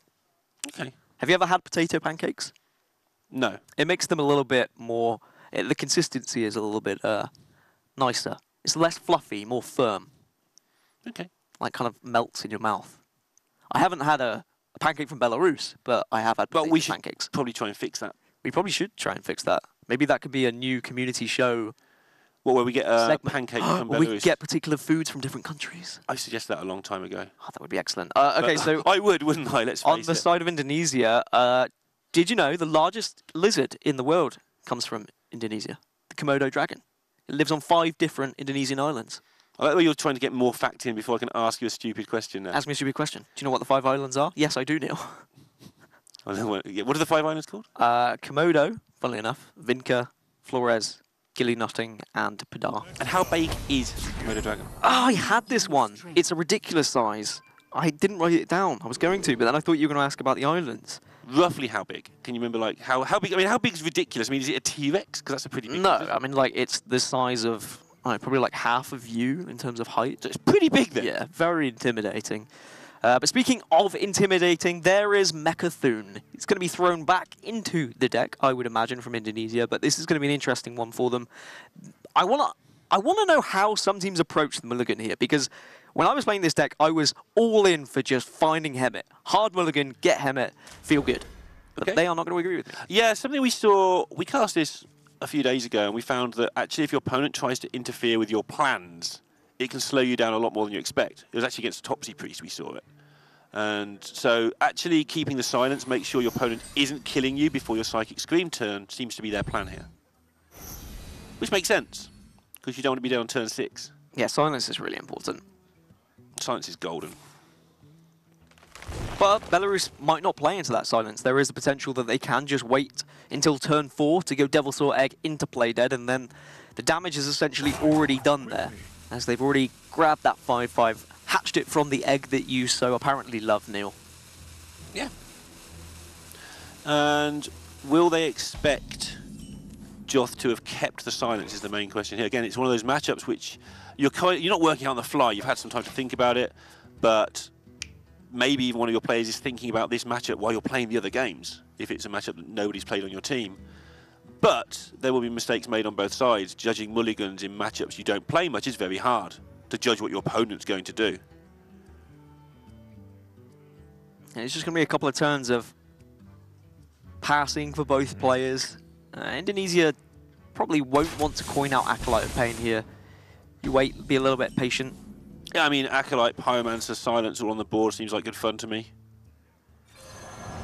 Try and draw as many cards as possible. Of course, we've talked about the Hemet, but if the Hemet isn't in the top few cards, you've really got to rifle through your deck to find him as quickly as possible. Yes, you do.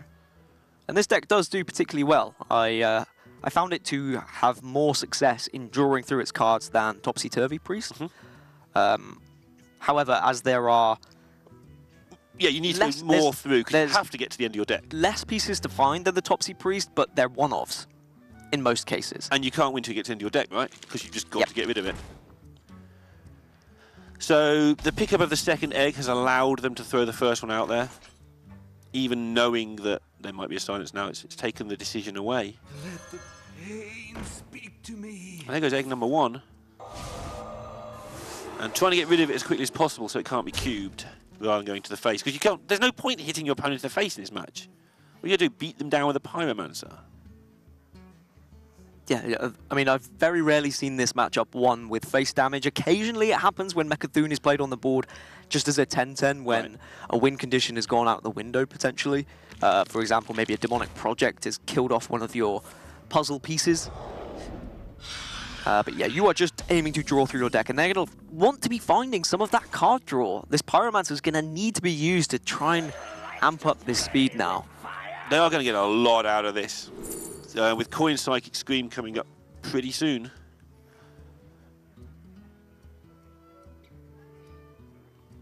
Obviously, it will probably cost 7 by the time they get to the chance of doing it, because you can't let the Radiant survive too long. Powered Shield onto the Pyromancer is nice, allows you to, Yeah. if you want to, allows you to keep dealing that 1 extra damage to everything, but you are potentially killing off an egg here. So yeah, this seems a little bit better. Yeah, and no problem with taking some damage over the next couple of turns, again with Psychic Scream coming pretty soon. Divine Hymn, they're going to get even more cards. Okay, yeah, this is now a filthy turn. Powered Shield, Coin, and Spirit Lash might just allow them, will just allow them to clear the opponent's board as well. This is ridiculous. What's even happening? And meanwhile, just look how they're digging through their deck now. Protecting the Radiant there because they know they're going to trade in this. And, oh, you called it filthy, and I've got to agree with you. Circle of Healing a little bit harder to use because you might want to keep that for a Northshire Cleric. Yeah, you can see they wanted to use the Shadow Visions there, but if they were to do so, they would have had to Circle of Heal first. And then they're kind of just wasting some of these spells that are very important.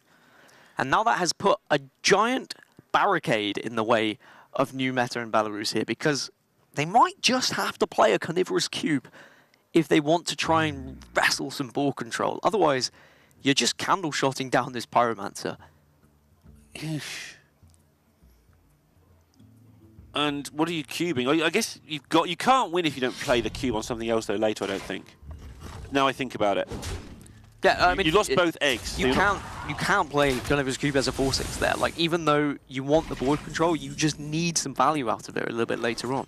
You need to just hope that Indonesia don't find Helmet any time soon, and they're not able to cycle through their deck. But now with double Psychic Scream available, and the ability to cycle through, Indonesia are in a fantastic spot right now, and maybe we'll see our first Mechathune Priest get a victory in the global games. Yeah, I've hardly seen it at all. Obviously, certain streamers have had a go with it, but you don't face it much on ladder. And if you do, you probably beat it because your opponent's probably just having fun. But this is looking like a perfect spot for it, especially with this start they've had. Getting rid of both eggs is so huge. And Cthulhu is a threat, but double Psychic Scream is going to get them there. 13 cards left still is something to consider, but they can draw so much more. They can. Second Pyromancer, and at some point they're going to draw a Northshire. I think what's important is that new meta didn't panic. Like, there was definitely probably the discussion of, do we cube here? Do we need to just be putting minions on the board? Well, the answer is no, because even though Indonesia are cycling so quickly through their deck, even if they were to get Hemet next turn, it's still going to take them 4 or 5 turns to play out all the minions in their hands, play out the Psychic Screams before they're able to pull off the combo. You have a chance to be able to push damage later on. Not drawing their combo pieces is a good thing mainly, but if they do draw them early, then at least the Hemet has less to get. Reckless Experimenter, Coffin Crusher, Ticking Abomination. And it is ticking. The time is definitely ticking here. New meta well up against it.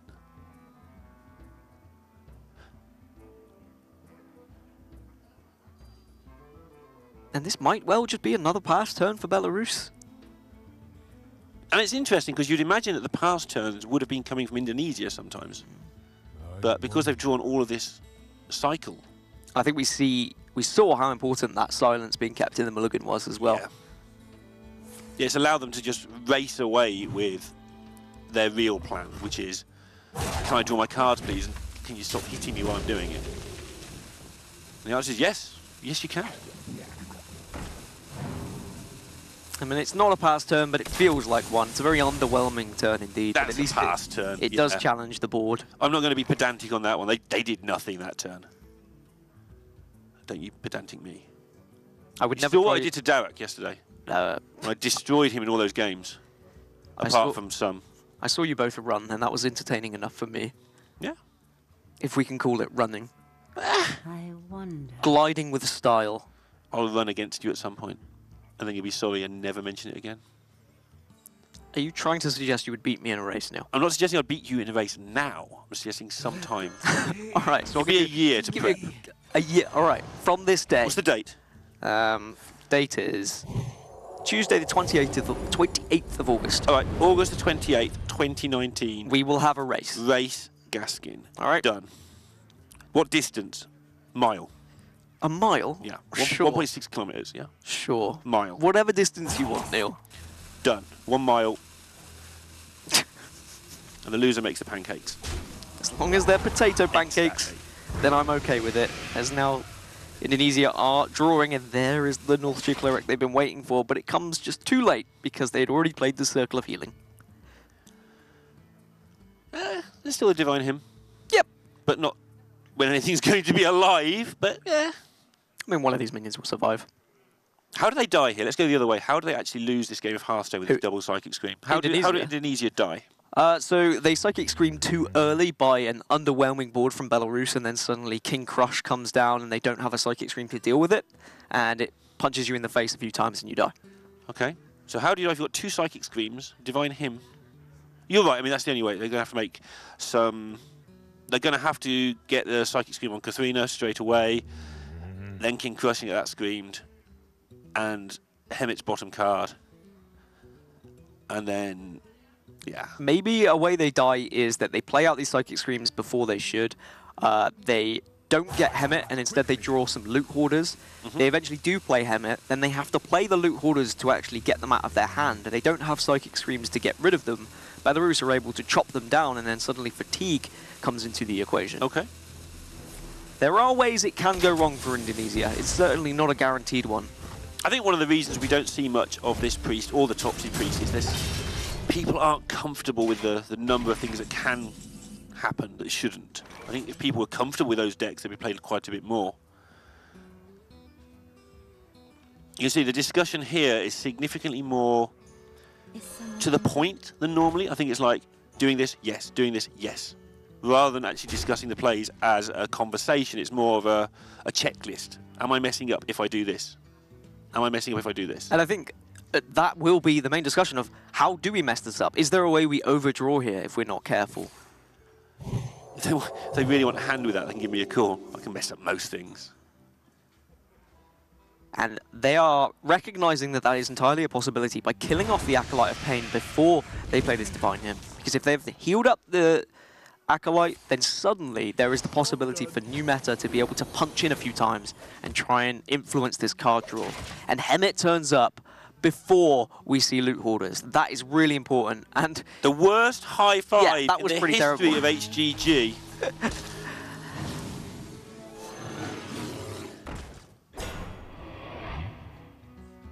Pretty terrible indeed.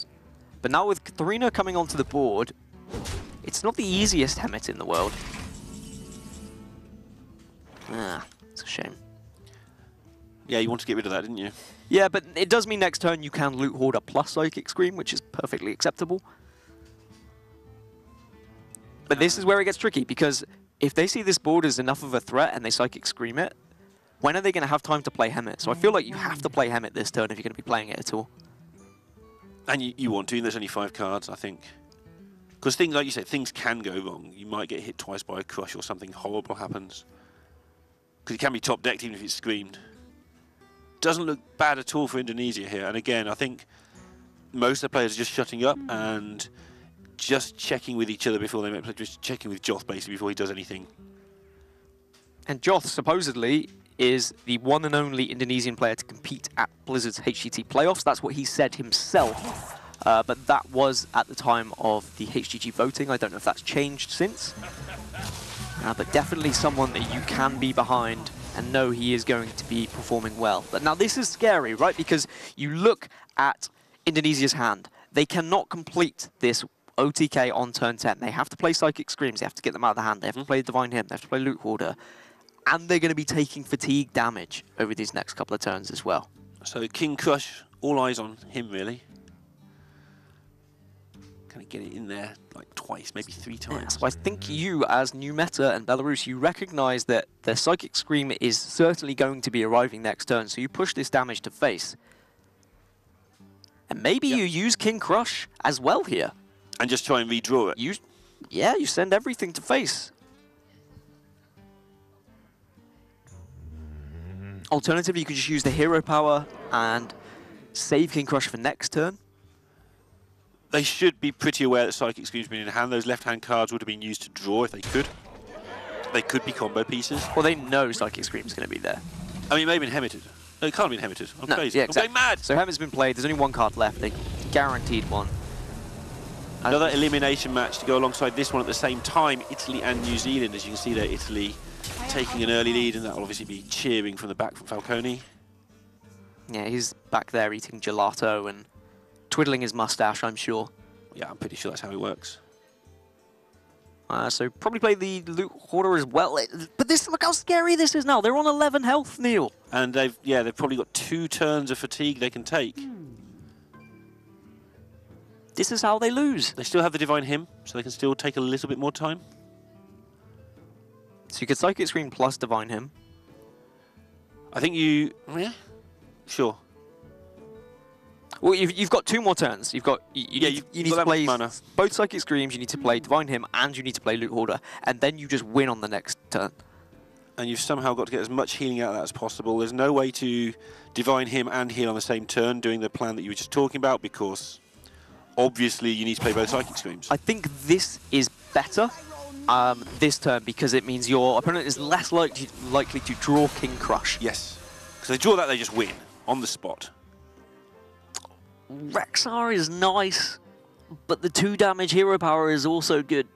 So this is where somebody needs to know their maths on charge minions. I don't think charge minions happen often enough. I think I'd rather keep the hero power here.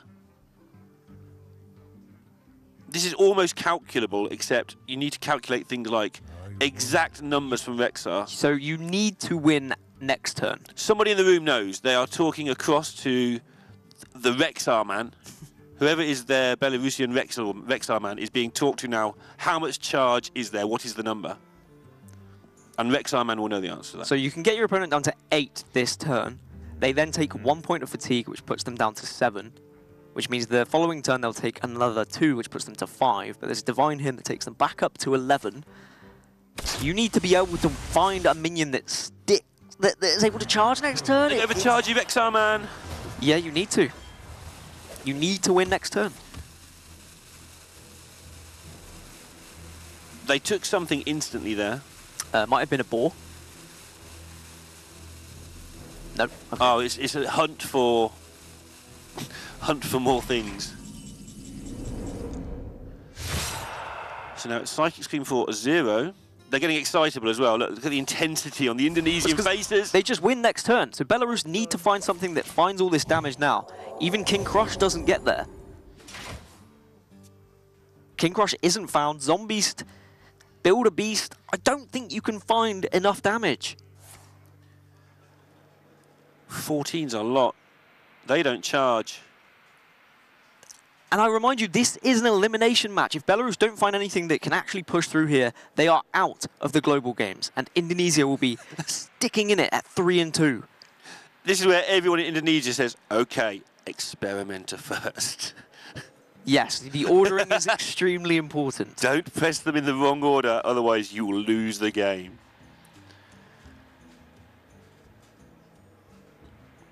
And they're laughing because they know they're going to win as long as they press it in the right.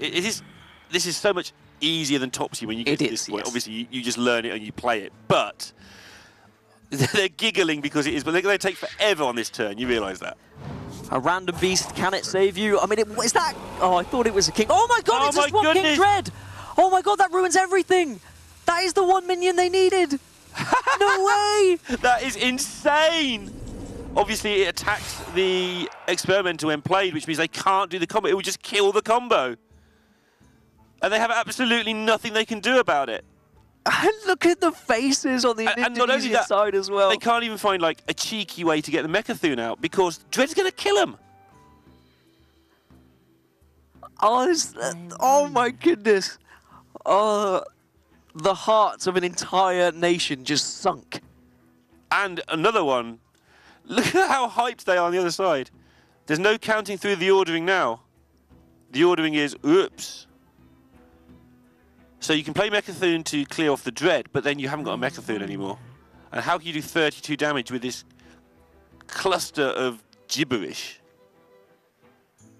I don't think it's possible.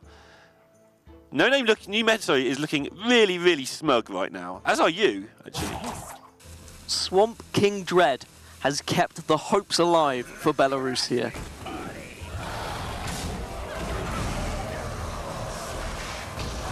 And now their hope is just that they can survive and push damage. It's the backup plan, and it's not a very good backup plan, that's for sure. Well, is it not? It's not great. They win next turn if they're not careful. There's a spider Belarus bomb to take care of stuff. Yeah, they just need to kill off this this Mechathune, and then they win. But they couldn't, as it stood. So that was, I mean, they had loads of options with the Rexar power as well, but they did find a way, Indonesia, there to give it a chance, and it goes to game number 5. I think it deserves one after that, to see who stays in and who progresses and who doesn't. The glittery hat. I mean, you can tip that hat as much as you like. They snap-picked the Jeweled Macaw because they recognised we need something that can actually just randomly generate here. They probably even knew that was their one out. I hadn't spotted it. Rexar Man, though, he was in the back like, hey guys, you need Swamp King Dread. It's very simple. What an entertaining end that was to that game, but it's now all tied up. Belarus are still alive. We are going to complete this series, but first, we're going to go for a quick break. We'll see you soon. We've had some pretty big moments in Hearthstone history with randomly generated cards like Babbling Book, turning Polymorph for Pavel, or we can have Belarus staying alive from a Jeweled Macaw from a Zombeast, giving them a Swamp King Dread to make sure that the combo from Mechathune Priest could not be had. An incredible ending to that game. Neil. And you know they played for it because they took the 1-mana Zombeast, which meant they had the 1 mana plus the naught from the Penguin, which made that they could play the Dread. It wasn't a fluke. Well, it was a fluke, they got it, but it was a played for. They played to their outs and they were rewarded with it, and now they're rewarded with a Game 5 as well, which you can see on your screens is going to be Warrior versus Mage. It is Odd Warrior, I believe, so I'm sure Falcone is probably dancing somewhere in the studio, but it's been going up against an aggro Mage, Neil, and my heart would have to say that the Odd Warrior is probably favoured here. Yeah, favoured to win it pretty quickly as well, because it can get out of range of those spells so quickly. The aggro mage can maybe get a mana worm to do mana wormy things, get in a Luneth, launch a load at face, maybe keep back a Sorcerer's Apprentice or two so they can get some massive burst turn. But these are all the ifs and buts that might give the mage the chance. The thing that's more likely to happen if things happen how they should, not should, but if Indonesia sort of play their cards right, is Indonesia will destroy the early board and then they'll just go button, button, button, and every time they press that button, they've effectively removed a spell from the opposing deck. And I feel like Indonesia are probably going to have to be hoping for some randomly generated cards of their own. They're going to be looking at Primordial Glyph and saying, we probably need to be hitting 2 Pyroblasts if we're going to have any chance of finding enough damage to get through this Odd Warrior, because they are going to store a lot of damage indeed. And if they... Okay, maybe there's a world where the Odd Warrior doesn't find its early removal and they don't have Brawls, they don't have Shield Slams, they don't have Reckless Flurry to deal with the early game of Resden here. It's easy, he just goes turn 1 Mana Worm, turn 2 Glyph, Glyph, Glyph, Glyph, Glyph 29 times, lethal. Done. Well, you'd need some Sorcerer's Apprentices on the board for that. No, not with a Glyph, because it costs 0, the next Glyph. Oh, okay. Just infinite Glyphs them to your Mana Worm and off you go. I mean, if that happened, ever... Then you'd beat me in the race on August the 29th. I don't know quite what I'd do with myself, Neil. Although it would be one heck of a way to respond to what just happened in the last game. It would, and probably even, well, significantly more unlikely. I don't know what a lot to the power of 29 is, but it's even more than it started as. So Indonesia thinking, I mean, this is a perfectly serviceable hand, but is it enough? It's got to be right. It's struggling to make it better. Just draw your 2-drop feels like the plan here. I think they're probably glad of that 3.5-minute break on both sides, actually, to, there you go, drew their 2-drop, to just get themselves together. I mean, and you can see there's a few shakes of the head still from the Indonesian side, because they had that series. They had won. Yeah. They had literally won that turn. We were joking about how, basically, they're going to just play each card incredibly slowly to make sure they didn't do anything dumb. It was how the smiles so quickly dropped as well. It was actually heartbreaking to watch. You were going to say something the opposite of heartbreaking there, weren't you? Because you're that sort of person. No, I would never want to see anyone in discomfort or pain. But on the other side of it, you did get to see the happiness of, we played for this out and we hit it. Yep. Again, it wasn't just a fluke. It was both. That's one amazing feeling as well, when you are rewarded with that out that you've played for. Yeah, and it is so good. Because you realise you've won your 3%er. This is what Indonesia needed this game. They needed to be able to push a nice, heavy early board and have some secrets behind them to try and make the decision-making for Belarus a little bit more difficult. Yeah, and this is awkward for them now. Reckless Flurry will be handy, but they've got to get the armour and they need the coin. Ooh. They have, however, got such a removal-heavy hand. I think they could be tempted to try and Shield Slam here to test for counterspell. Then next turn they've got Hero Power Coin, which you're defending from the counterspell if you do it that way, and Reckless Flurry. Just going to check the secret maintenance. Maintenance? So you could balance in this deck, because there's quite often only one counterspell, and there is indeed only one counterspell and 2 runes here. And they did test for it, and now they'll know it's not a counterspell, but it does offer the counterspell now for Indonesia, and means your play, Neil, of Hero Power coin Reckless Flurry cannot happen here. Yeah, nicely worked, because they knew that they'd have to test for it, and now... And now you can't even coin into Super Collider.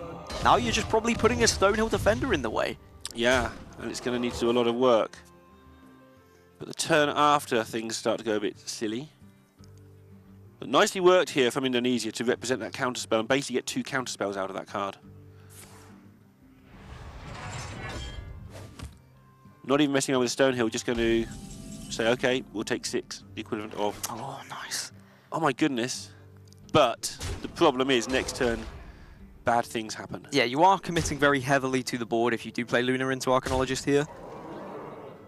I mean, you just lose if you go for it, I think. So probably just using a ping and saving back the potential for draw next turn to refill everything. However, do you just lose anyway if this board gets cleared? I guess you can go for the refill.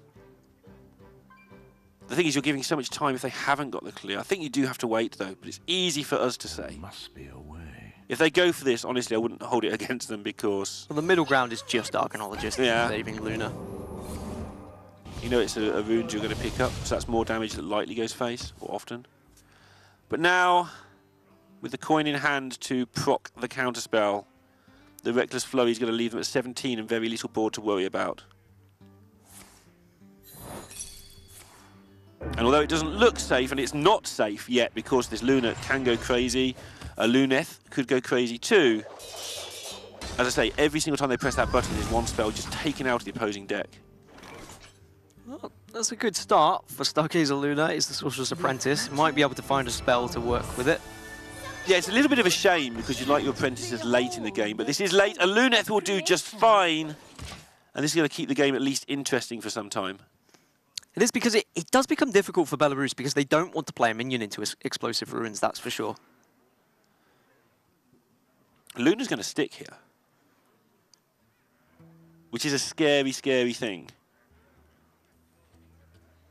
With the apprentice on the board and a stuck Luna, actually terrifying things can happen. We've seen like 4 spells come when a Luna's been left up with apprentice on. And 4 spells right now would just win this game.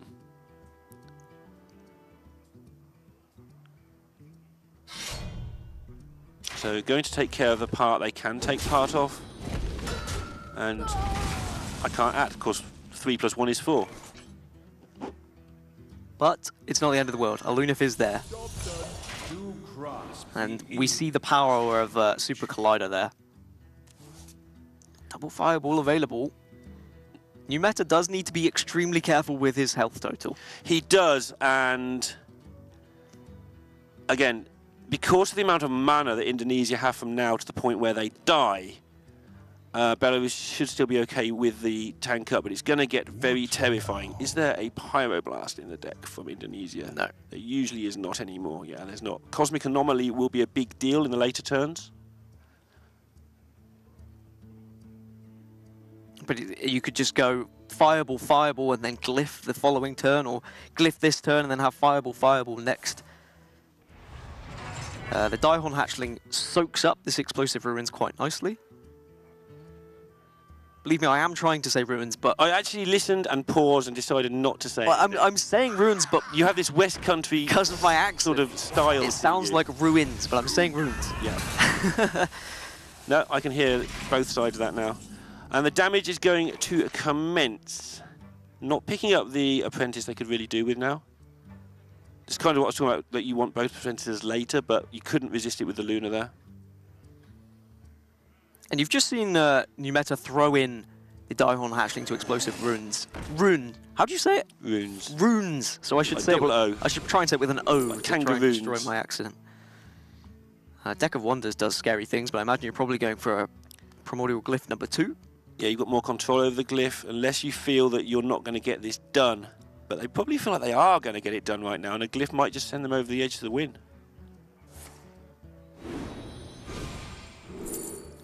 Yep, Fireball's good. That really is. 2 mana Fireballs are fantastic at this point. And you can play it with the runes. That's it. And then you can Fireball if you wanted to, or you could save it. I think the ping might be more important. They have 5 turns, maybe 6. If you don't ping here, I think you're just wasting your damage. But then you do have a deck full of things that aren't particularly cheap. You know, 3, 2. Revel in the power. There's the anomaly. That's another reason to have kept the Fireball back. So Belarus can go up to 17 here. They are going to take 2 extra, though, from this explosive runes. It's as bad as me with Mechathune. We'll get there, Dan. We'll teach each other to speak by the end of this week. What a... Maybe Resden and Indonesia find a way through here. Yeah, I mean, they had the perfect start, the curve they needed. They played the non-counter spell just to buy themselves a turn, which has forced some extra damage through. And it is starting to get very scary for Belarus. Well, it's not starting to, it's been scary for a turn or two. Because now they're in a position where they don't really want to tank up. They've got other problems to worry about. They've got to tank up. Now they can take the Gastropod. Well, they're just dead if they don't tank up here.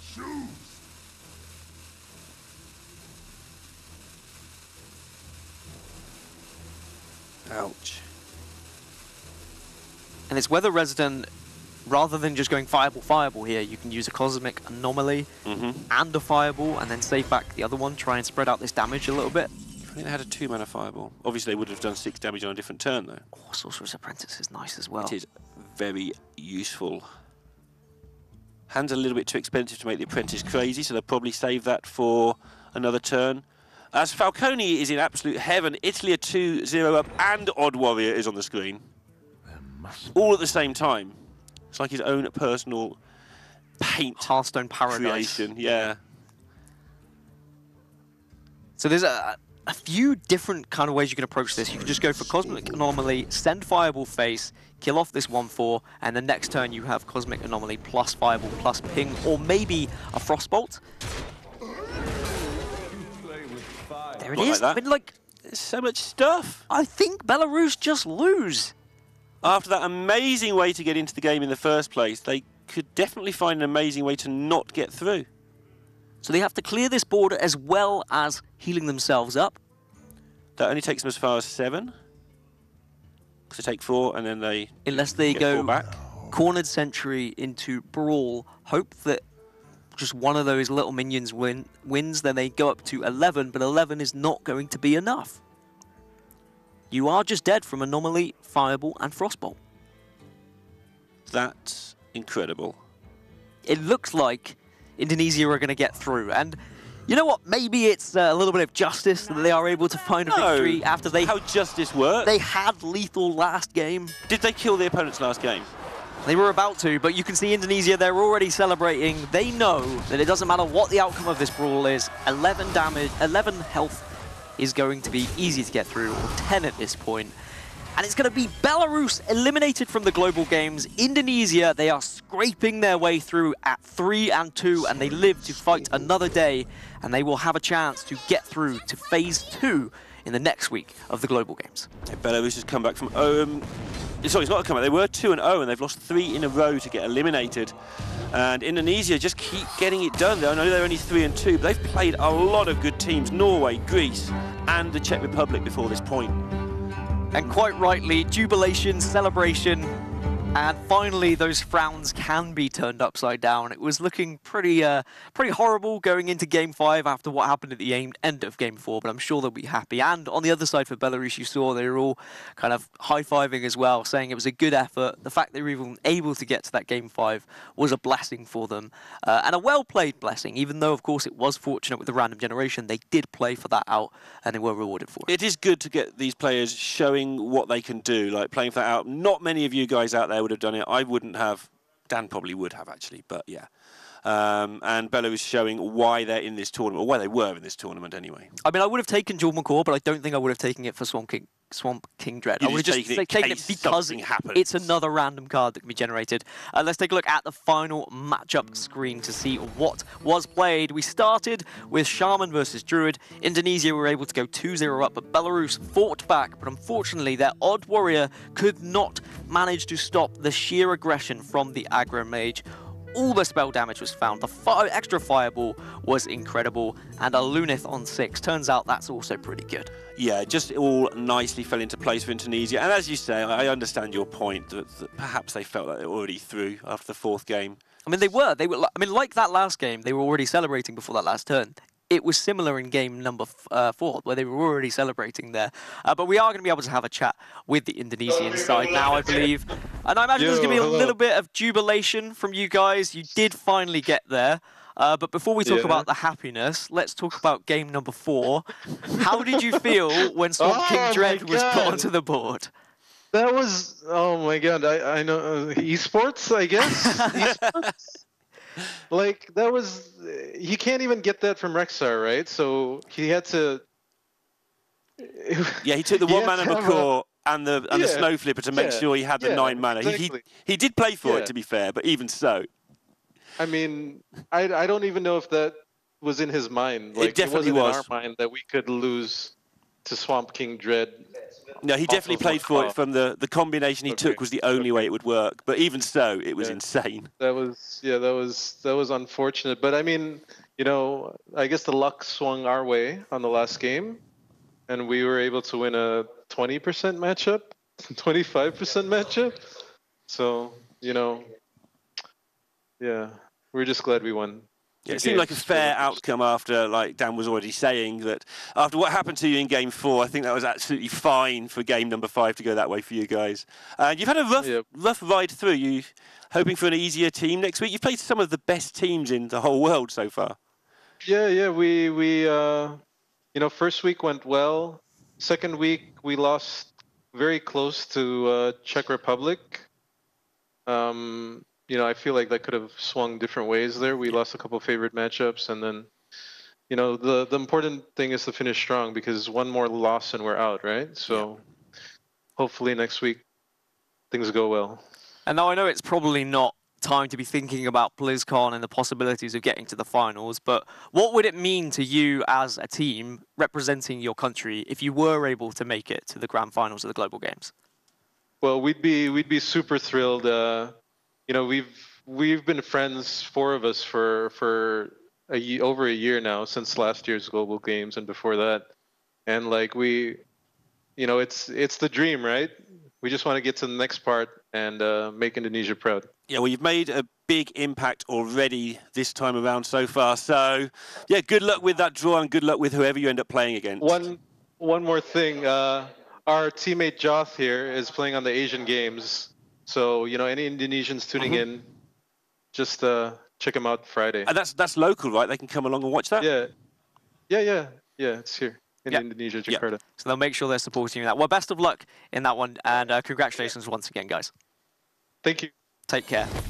And yeah, well, that is some exciting potential, well, upcoming tournaments for them, and now they have that chance as well to push themselves into phase 2. You can see they know that they have the struggles of facing some of the best teams so far. I mean, Czech Republic having to go against the previous winners, like, that's not an easy task. And Joth going to that Asia Games is a big deal. That's actually like they call it a trial event, when a new event is added to the Olympics, basically. Yes. And so that's a trial for the Olympics going forward there. So Joth representing his country in a massive event. And to be fair, we could probably do with seeing some Swamp King Dreads just showing up at the right time during an event like that to show how exciting Hearthstone Esports can be. That was an incredible game number 4, but we started off at a little bit of a slower pace with Druid versus Shaman, and it was the Malygos Druid able to find the victory, despite the fact we had seen the Shaman draw entirely through its deck almost.